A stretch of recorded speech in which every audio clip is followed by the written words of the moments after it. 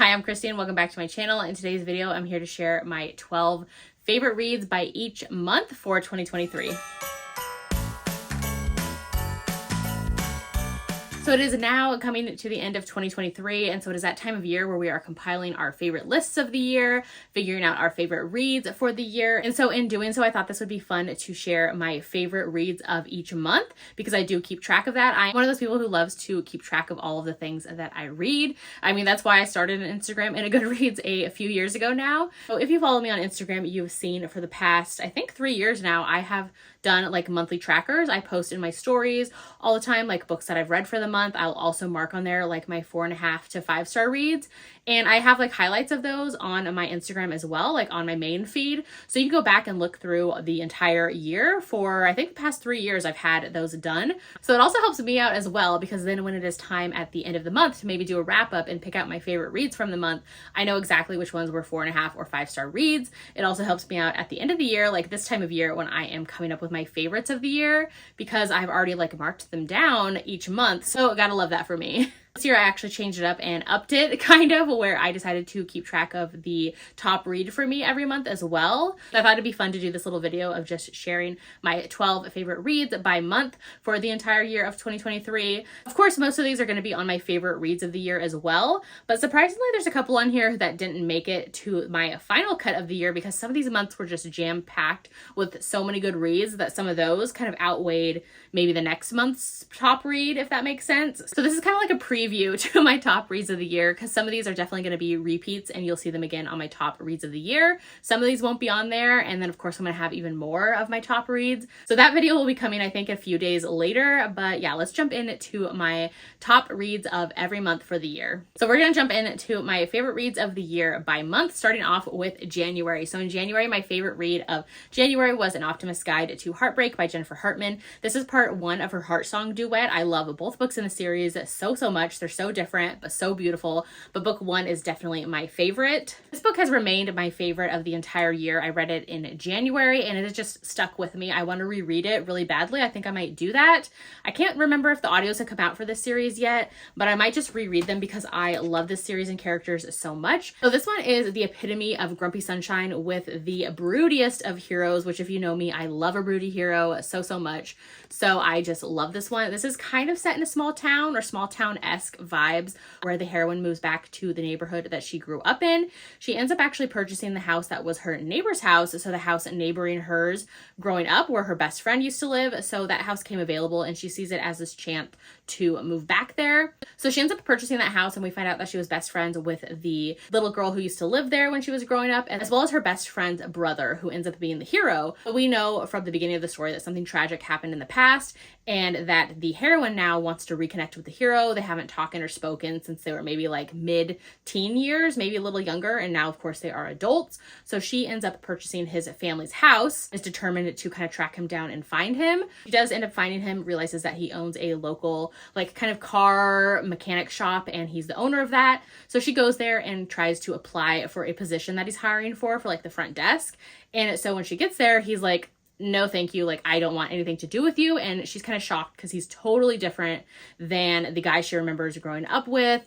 And she's just determined to kind of bring joy back into his life. Like, he is the ultimate grumpy, broody hero. And she wants to bring like life and happiness back into his life. And so she's determined to kind of start working for him. So it goes from there and it's just so beautiful, so good. I love the heroine in this book so much. She had me smiling so much and laughing. I adored her. Like I said, I want to reread this book so badly. Like, I loved it so much. I actually might reread the duet now that I'm talking about it, because I just love these characters so much. It's just so good. It's definitely my favorite of the year. So you'll see this book again in my favorites of the year video coming. All right. And then for February, my favorite read was The Right Move by Liz Ford. This is the second book in her Windy City series. This is another one that I read at the beginning of the year and it has stuck with me. This is definitely going to be my second favorite book of the year. So funnily enough, January and February are my top reads of the entire year. So love that.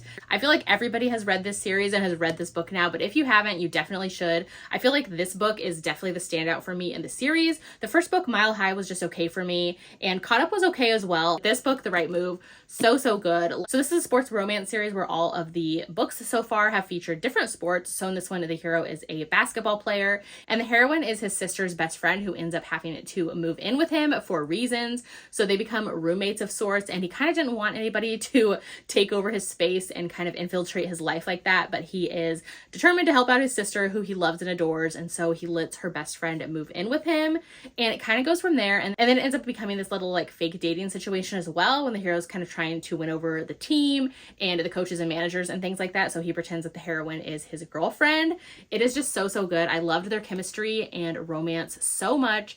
So good. Like I said, top boyfriend of the year. Absolutely this book, favorite of February for me. Then my favorite book from March is Blame It on the Vodka by Fiona Cole. This is the second book in her Blame It series, and I absolutely adored this one. This is basically best friends and lovers. It also has a Vegas wedding setup, kind of like for a marriage of convenience that they end up faking, but decide to go with it as well. So good. So basically in this one, they have been best friends for years, since college. The heroine was always like the life of the party, and at a frat party, she went up to him and kind of propositioned him. And so he was like, no, thank you. Like, I don't want to give into that. Like, if you and I would get together, it needs to be something serious. Like, you are a forever girl, and I'm not going to do that. Like, I'm not going to just have a one night stand with you. So they kind of end up becoming friends instead. And it is just so good because he has pined for her ever since. And so when this kind of like Vegas marriage situation happens, he decides he wants to try to make it real and prove to her that they should be together. So good. Like, I'm a sucker for friends and lovers. So best friends and lovers, marriage in Vegas. So good. I love this one so much. Then my favorite read of April is Echoes of You by Katherine Cowles. This is the second book in her Lost and Found series, and I love this one so much. Definitely one of my favorites of the year. This is probably my favorite Katherine Cowles book now. I love it so much. It's so good. It's so beautiful. I, again, love childhood friends to lovers, and this is the epitome of that. Has mutual pining. We have the heroine on the run for something, and the hero becomes kind of her protector, and it is just possessive vibes, protective hero. Like, it has who did this energy. It is so good. I love this one so much. Definitely a favorite of the year for me. Easily my favorite book of April. As you can see, I have like my highlighted tabs here as well. Love this book so much, and I'm so excited. Like, this series is so good. If you are new to Katherine Cowles, definitely recommend checking out the Lost and Found series. So my favorite read for May is Help Me Remember by Corinne Michaels. This is book 1 in her Rose Canyon series. So I picked up this one for a read along that was happening, and I'm so glad I did because I hadn't read Corinne Michaels in a couple years before reading this series in May, and this one was so good and easily a new favorite. It got me back into Corinne Michaels because there for a while in the past I'd had some misses from her, and so I kind of gave up on her, but I'm so glad that this series got me back into her books because I've really been loving her newer ones. This one is so good. It's a small town setting. It's actually an amnesia romance, which I love amnesia romances. Basically, the heroine wakes up at the beginning of the story and she doesn't remember what happened, but she wakes up in a hospital room. There are cops there and her family is there as well, and she's trying to figure out what happened. So the cops and the hospital there, they're telling her family, like, don't tell her anything that happened because we need to know her memories of exactly what happened. So you know that like something happened, like some incident happened that she is the witness for. They're trying to get her to remember what happened by kind of working backwards through her memories. So she ends up asking one of her brother's best friends to kind of help her out and go back with her and kind of remember details. And it is so good. I love this one. Like, this one actually had me gasping out loud. We finally got to the hero's POV and learning some things about them. So good. I love this one so much. If you love like small town, brother's best friend, and amnesia romance, definitely recommend checking this one out. Then my favorite read for June is Iced Out by C.E. Ricky. I love this one so much. Easily one of my favorites of the year as well. This one is an MM hockey romance. It starts off as enemies to lovers, and it kind of turns into this enemies with benefits situation. So basically in here, the two heroes have always been rivals and they hate one another. Then they end up on the same hockey team together. And so we see them still hating one another, but one night at a party, they end up kind of hooking up, and the next day their team wins. And so because of like hockey superstitions and all, one of the heroes is like, hey, that worked out before. I feel like we need to do this again to make sure our team keeps winning and it keeps working, so their benefits keep happening. And it is just so good. The epitome of enemies to lovers hockey romance. Definitely read this one if you haven't. I fell in love with C.E. Ricky's writing because of this book, and I've read a few more from her this year as well that are just So good. Love this one. Definitely recommend checking it out. Then my favorite book for July is The Notorious Lord Knightley by Lorraine Heath. This is the second book part of her Chessman series, and I love this one so much. As you know, around here, Lorraine Heath is my ultimate historical romance queen. I have read almost all of her books. She has a massive backlist. I have like a whole author's guide to her. If you ever want to go check it out, I talk about every single book and show them all. But let's talk about this book. This is a second chance historical romance. If you know me, you know I love second chance romances so much. So basically in this one, the hero and the heroine were together in the past. He even left her heartbroken at the altar and told her that their entire relationship wasn't serious, wasn't a real thing, like he never planned to marry her. So now it's years later, and she has definitely seen him as a villain and has decided to kind of anonymously write these scandal sheets about him, kind of just like ruining his reputation. And so she calls it Lord K, which of course people are kind of figuring out that it's him. And so he's kind of tired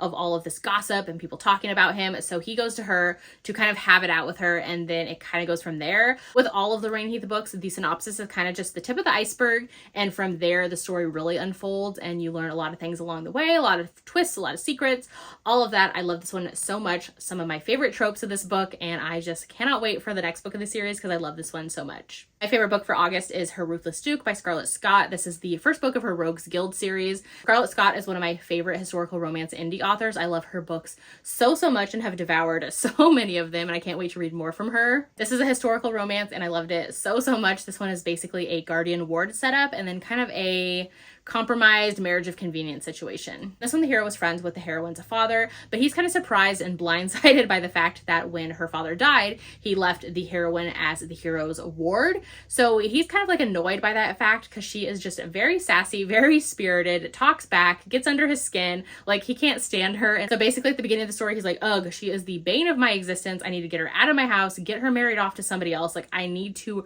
rid my home of her. Like she is so annoying.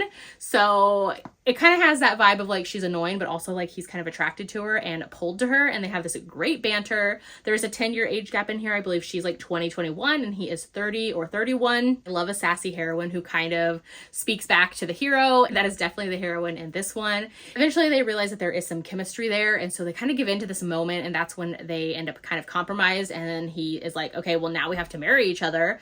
So it has a marriage of convenience where she's thinking like, oh my god, I'm so excited, like he sees me for me, he wants to marry me, where he's kind of like, we just have to marry because you're compromised now, and like tries to kind of keep the distance from her. So they end up kind of hating one another, and then it goes from there. Of course, it is just so good. This hero is one of those who like, you know, tries to push away his feelings and all of that, which I just eat up. So yeah, I love this one. If you want like a good guardian ward historical romance, definitely recommend checking out Her Ruthless Duke by Scarlett Scott. My favorite read for September is The Tyrant Alpha's Rejected Mate by Kate C. Wells. This is the first book in her 5-packs Wolf Shifter Rejected Mates series, and I have had such a great time with this series, but this book definitely blew me away. I kind of went in not expecting much. I had read this author in the past, didn't really love one of her books that I had read before, but I decided to jump into this one because I'd heard about the series for like a year, gave it a try, and fell in love. I love it so much. So I had never really read Rejected Mates trope, but since then I definitely have, because it put me down the spiral of reading Wolf Shifters and Rejected Mates books, which I'm just like obsessed with and love them so much. So basically in this one, this is a Wolf Shifter romance series where the heroine is kind of older for when she should shift and find her mate and all of those things. So the heroine is kind of like this outsider of the pack,